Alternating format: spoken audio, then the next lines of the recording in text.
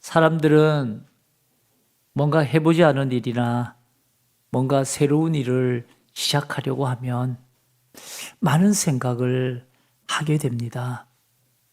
특히 뭔가 해보지 않은 일에 대한 두려운 마음이 들고 두렵지만 한편으로는 또 기대되는 마음도 들기도 하죠. 성경에 보면 죽은 줄 알았던 아들 요셉이 애굽의 총리가 되었다는 소리를 듣고 아버지 야곱과 그의 가족들이 기근에 든 가나안을 떠나서 애굽으로 살려고 떠납니다. 그런데 애굽으로 가던 중에 아버지 야곱이 갑자기 하나님 앞에 제단을 쌓고 하나님을 찾고 예배를 하는 거예요. 그것이 창세기 46장 1절 본문에 나와 있어요. 1절에 보니까 이스라엘이 모든 소유를 이끌고 떠나 부엘세바에 이르러 그의 아버지 이삭의 하나님께 희생 제사를 드리니 라는 말씀을 하고 있습니다.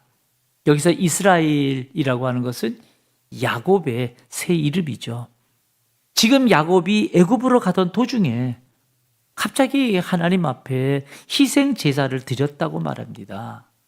희생 제사를 드렸다는 것은 예배했다 이 말이에요. 왜일까요? 왜 애굽으로 가던 도중에 야곱은 갑자기 하나님 앞에 희생 제사를 드렸을까 이 말이에요. 여러분, 그 이유는 두려웠기 때문이에요. 두려웠어요. 막상 가나안을 떠나서 새로운 삶의 도전 애굽으로 가려니까 모든 게 두려운 거예요. 야, 이 정말 가나안을 버리고 애굽으로 가도 될까? 정말 아들 요셉이 애굽의 총리가 되긴 됐을까? 등등 생각이 많아지니까 더 두려움도 많아지는 거죠. 그래서 야곱이 애굽으로 가는 도중에 하나님을 찾을 수밖에 없었고, 그래서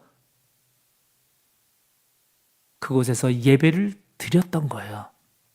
그런데 그날 밤에 하나님께서 야곱에게 나타나셔서 하신 말씀이 있습니다. 창세기 46장 3절에 보니까 이렇게 말씀하셔요. 하나님이 이르시되 나는 하나님이라 내 아버지의 하나님이니 애굽으로 내려가기를 두려워하지 말라. 내가 거기서 너로 큰 민족을 이루게 하리라. 여러분, 야곱이 얼마나 새로운 애굽으로 가는 길이 두려웠으면 가던 도중에 하나님 앞에 희생 제물을 드렸을까요? 그런데 그때 하나님이 나타나셔서 하셨던 말씀, 두려워하지 말라고 말씀하시는 거예요. 그리고 내가 거기서 내가 큰 민족을 이루게 하리겠다라고 말씀하셔요. 그렇게 도착한 애굽에서의 야곱과 그의 가족 70여 명, 그 애굽에 살다 보니까 어느새 400년이라는 세월이 흘러버렸죠. 훗날 그 애굽에서 이제 나올 때 보니까 장정만 60만 명, 어마무시한 이스라엘 민족을 이루고 있었던 겁니다. 여러분, 야곱과 그의 가족 70여 명이 애굽으로 갈 때 그때 하나님의 약속이 뭐였나요? 내가 너로 큰 민족을 이루게 하겠다. 근데 400년의 세월 동안에 그 애굽 고센 땅에서 우리 하나님은 하나님이 말씀하신 대로 어마무시한 200만 명이 넘는 대민족을 그곳에서 이루어 주셨던 겁니다. 그리고 나서 이 히브리 민족은 400년이 지난 후에 약속의 땅 가나안으로 가기 위하여 애굽을 나오게 되죠. 그런데 그때에도 여전히 사람들은 새로운 땅, 가보지 못한 가나안으로 가는 데 있어서 또 얼마나 두려워했는지 모릅니다. 출애기 14장 11절에 보면 이런 말씀이 있어요. 그들이 또 모세에게 이르되 애굽에 매장지가 없어서 당신이 우리를 이끌어내어 이 광야에서 죽게 하느냐? 어찌하여 당신이 우리를 애굽에서 이끌어내어 우리에게 이같이 하느냐? 출애굽한 내내 조금만 힘들고 어려움이 닥치면 이 이스라엘 백성들 왜 우리를 애굽에서 이끌어 나와서 이 광야에서 죽게 하느냐고 이들은 불평과 원망으로 살았습니다. 그런데 이들이 결국 어떻게 되었나요? 하나님이 인도하시는 구름 기둥과 불 기둥을 보면서 이 약속의 땅을 향해 그것도 200만 명이나 넘는 엄청난 민족이 광야에서 그것도 40년 동안에 먹고 마시며 살았더라고 성경이 기록하고 있다 이 말이에요. 그렇게 광야에서 40년 동안 살던 민족이 이제는 요단을 건너 하나님이 주시마 약속한 땅 가나안에 들어갈 시점이 되었습니다. 이제는 광야가 아닌 또 새로운 곳이에요. 새로운 환경 가나안 땅으로 이제 들어가야 되는 시점이 된 겁니다. 사람들은 또 어떤 마음을 갖게 되었을까요? 두려워했겠죠. 두려워했겠죠. 신명기 31장 6절을 보세요. 신명기 31장 6절에 보면 너희는 강하고 담대하라 두려워하지 말라 그들 앞에서 떨지 말라. 지금 모세가 요단을 건너 가나안에 들어갈 여호수아와 백성들에게 당부하고 있는 장면이에요. 그들 앞에서 두려워하지 말라, 떨지 말라. 왜 이런 말을 할까요? 이들은 가나안에 들어간다 생각하니까 두려워한 거예요. 떨고 있는 거예요. 성도 여러분, 이것만 봐도 사람은요 늘 새로운 일이나 새로운 것을 시작할 때가 되면 항상 어떤 마음을 갖느냐? 두려운 마음을 갖는다 이 말이에요. 그래서 두려움에 떨게 돼요. 막상 그 두려움에 서게 되면 살아가게 되는데도 여전히 뭔가 새로운 것을 만나면 두려워하고 여전히 힘들어한다 이 말이에요. 왜일까요? 왜 결국 살아가게 되는데도 늘 새로운 일들, 새로운 상황들, 환경들을 접할 때마다 우리의 마음들은 두려워하는 걸까라는 겁니다. 저는 오늘 말씀을 통해서 이것을 여러분들과 함께 고민해 보고 싶은 거예요. 제가 아주 어렸을 때요,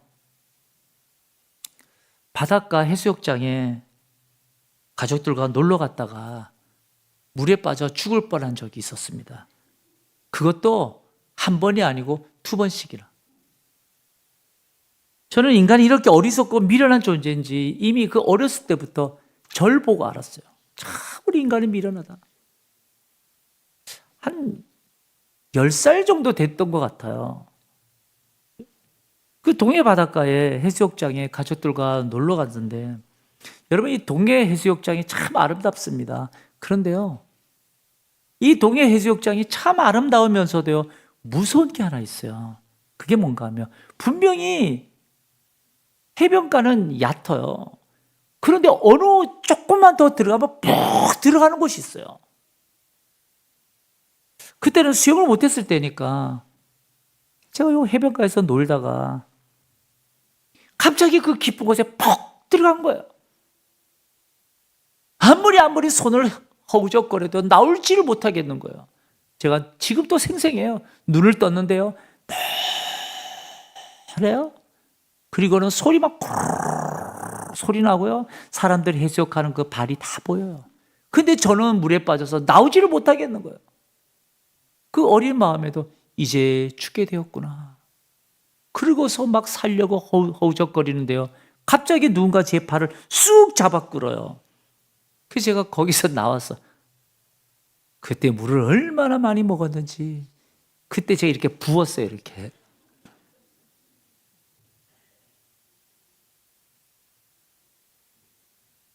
그러면 그렇게 구사일색으로 살아나왔다면 바로 이제 또 다시 들어가면 안 되잖아요.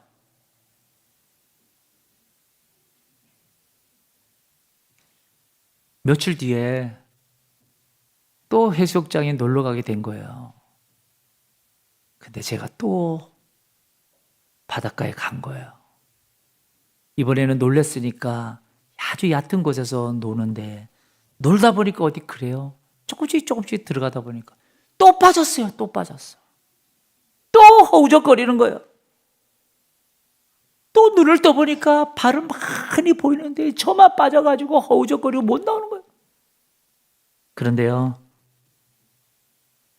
두 번째 빠졌을 때는 제가 온몸에 힘을 뺐어요. 그러니까 제가 쭉 가라앉으니까 그 웅덩이 그 바닥에 발이 닿는 거예요. 그래서 발이 닿는 그 순간에 발을 탁 찼어요. 그러면서 막 허우적거렸다니까 와, 그때 제가 그 깊은 곳에서 빠져나와 있는 거예요. 제가 그때 수영을 배웠다는 거 아니에요. 제가 그때 수영을 배웠어요. 아주 생사를 넘나든 수영이었어요. 생사를 넘나든 수영. 여러분, 제가 지금 뭘 말씀드리고 싶은가 하면 우리가 두려워하는 이유가 있다 이 말이에요. 우리가 두려워하는 이유가 뭔지 아십니까, 여러분? 두려워하는 이유는 바닥에 발이 닿지 않아서요. 바닥에 발이 닿지 않아서. 그 어떤 깊은 것도 내 발이 한번 닿아보면 그 어떤 것도 다 나올 수 있어요. 새로운 것을 향한 인생의 두려움이 왜 올까 생각해 보니까 새로운 곳에서 어떤 일을 만날지 모르잖아요. 그러니까 인생의 바닥이 어딘지 모르기 때문에 그래서 두려운 것이다 이 말이에요. 우리가 인생의 바닥을 알면 여러분 두렵지 않아요. 어디든 우리는 다시 일어날 수 있어요. 그런데 오늘 성경 본문을 보면 오늘 성경의 그 인생의 바닥, 우리가 딛고 일어설 바닥이 무엇인지를 보여주고 있다 이 말이에요. 우리가 잘 아는 대로 이스라엘 백성들은 여러분 광야에서 40년 동안 살아왔죠. 그리고 나서 이제 요단을 건너 약속의 땅 가나안에 들어갈 시점이 되었습니다. 그래서 모세가 여호수아에게 지도권을 넘겨주기 바로 그 직전에 여호수아에게 유언적인 말씀을 하게 되는 것이 바로 본문의 배경이에요. 신명기 31장 7절 말씀 보셔요.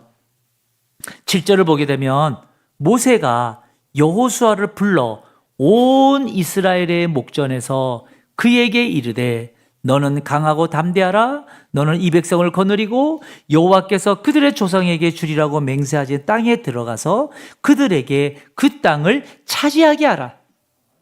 어느새 세월이 흘러서 나이가 많아진 모세가 젊은 여호수아를 불러서 온 이스라엘 백성들이 보는 앞에서 이렇게 말한 거예요.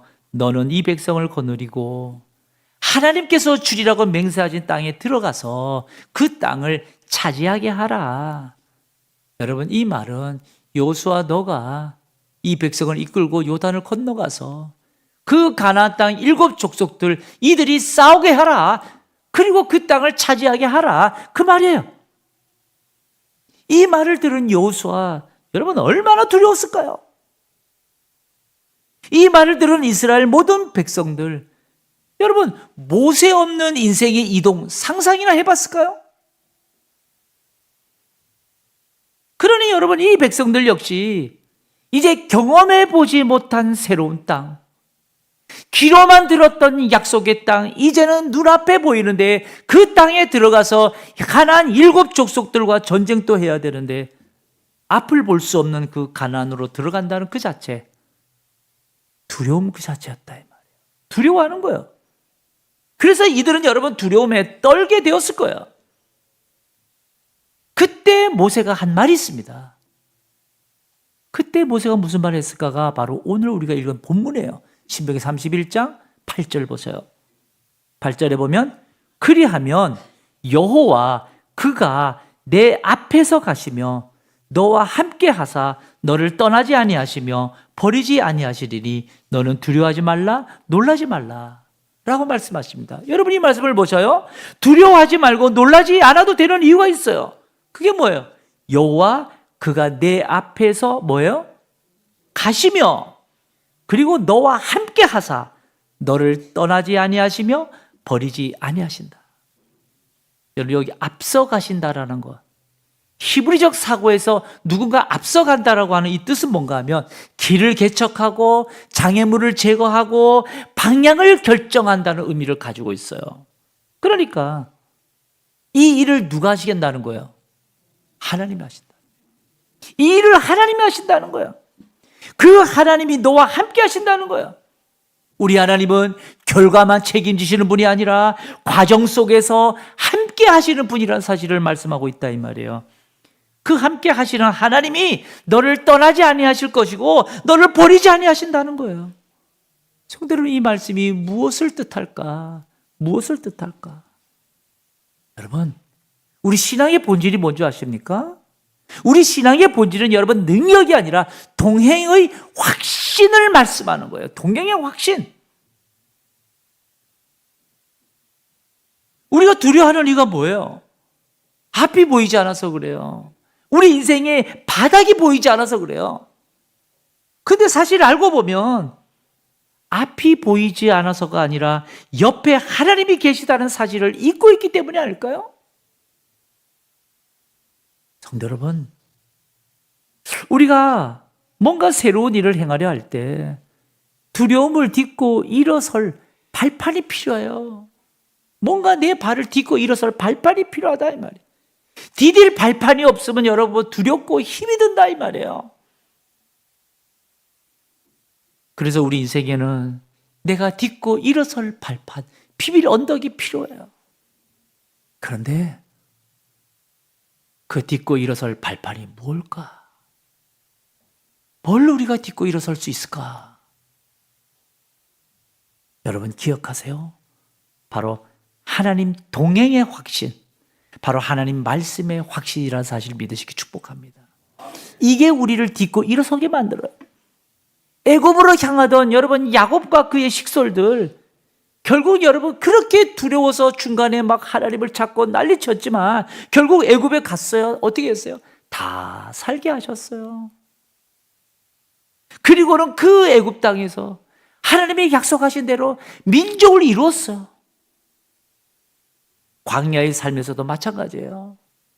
왜 우리를 애굽에서 이끌어내서 이 광야에서 죽게 하냐고 불평하고 원망하고 40년 내내 그렇게 두려워 살았지만 결국 여러분 그 광야의 삶에서도 죽을 것 같았지만 하나님이 그곳에서 불기둥으로 구름기둥으로 다 인도해 주셨고 40년 동안이나 여러분 먹고 마시며 입고 거기서 다 살게 하셨어요. 그럼에도 불구하고 우리 사람들은 늘 새로운 뭔가에 대한 내 눈에 보이지 않는 발이 닿지 않는다고 생각하면 어떻게 해요? 두려워합니다. 왜 두려워해요? 나와 함께 하나님이 동행한다는 사실 자꾸 잊고 사니까. 자꾸 잊고 사니까. 그렇기 때문에 우리가 잊지 않고 그 자리에서 일어날 디딤 발판이 필요해요. 그 발판이 무엇이냐? 그게 바로 주님이 나와 동행하신다라고 하는 하나님 말씀의 신뢰의 발판이다 이 말이에요. 말씀을 신뢰하며 나아갈 때 살아가지게 되고요. 하나님께서 당신의 약속도 이루게 하신다는 사실. 오늘 성경이 우리들에게 보여주고 있는 거예요. 이런 하나님을 우리가 믿는다면 여러분 우리 삶에서도 실제로 실천해 보자는 거예요. 어떻게 실천해 볼까? 어떻게 실천해 볼까? 제가 이 말씀 준비하면서 이걸 어떻게 실천해 볼까 생각해 봤어요. 우리는 이번에 5월 31일 보맹축을 준비하고 있습니다. 이날엔 정말 예수가 누구인지 복음이 무엇인지 이 복음을 듣게 하고 싶은 이들을 초청하고자 우리는 지금 작정하고 기도하고 있고요. 그리고 매주마다 미션으로 그들에게 문자를 주고받고 또 차도 마시고 이제 앞으로 5월 9일 날 먹거리 장터가 있을 텐데 먹거리 장터를 열어서 함께 식단의 교제를 나누는 그런 자리를 만들려고 지금 합니다. 그래서 우리는 매주마다 이날 초청할 초청자를 우리가 품자고 전도할 사람을 찾아가자고 그렇게 말을 해요. 그렇게 전도하자고 하니까 여러분 어때요? 벌써 마음이? 야, 이게 될까? 거절당하면 어쩌지? 나는 뭐 전도할 사람도 없는데 괜히 말했다가 부담스럽게 여기면 어떻게 하지? 등등 생각이 복잡해진다. 여러분 생각이 많아질수록 머리도 복잡해지고요. 머리가 복잡해질수록 더 어떻게 해야 할지를 모르게 되고요. 더더욱 머리가 복잡해지니까 이제는 다가가기도 쑥스러워져요. 분명 예수를 믿는 그리스도인이기 때문에 내가 전도해야 되는 것은 알아요. 그런데 막상 하려니까 할 사람 없는 것 같고, 막상 찾아가려니까 또 말 꺼내기가 쑥스럽고 두렵고 어려우니까, 이때쯤 되면 슬슬 어떤 마음들이 생겨나느냐. 이맘때쯤 되면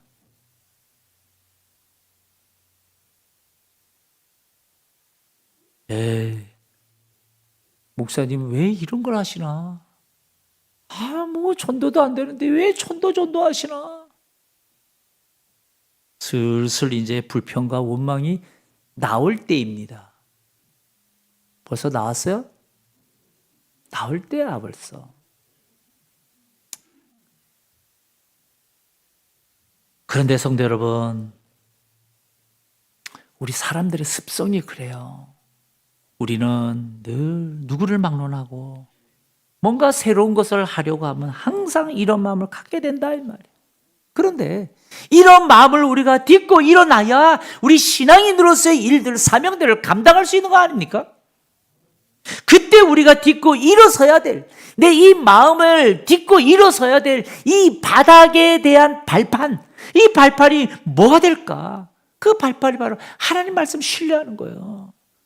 하나님 나와 함께 한다는 이 마음을 내가 가지고 다시 일어나는 거예요. 그렇게 해야 하나님이 앞서가신다. 하나님이 나와 함께 하신다. 하나님이 내게서 떠나지 아니하신다. 하나님 동행의 이 확신, 이 말씀의 확신이 나를 딛고 일어서게 만든다 이 말. 여러분, 사실 우리가 전도하지 못하는 이유, 방법이 없어서가 아니에요. 생각이 너무 많아서예요. 생각이 너무 많아서. 신앙생활을 하다 보면요, 생각이 많은 분들이 있어요. 이 얼마나 생각이 많은지. 이런 분들은요, 신앙생활을 하는 것도요, 참 굴곡이 많아요. 여러분들도 신앙생활을 하면서도요, 생각이 많아지면 길도 보이지 않아요. 장고 끝에 뭘 떠요? 악수를 떠요. 생각이 너무 많으니까. 이거 요렇게 할까 저렇게 할까 생각하고 또 장고 끝에 악수 뜬다는 말이 있어요.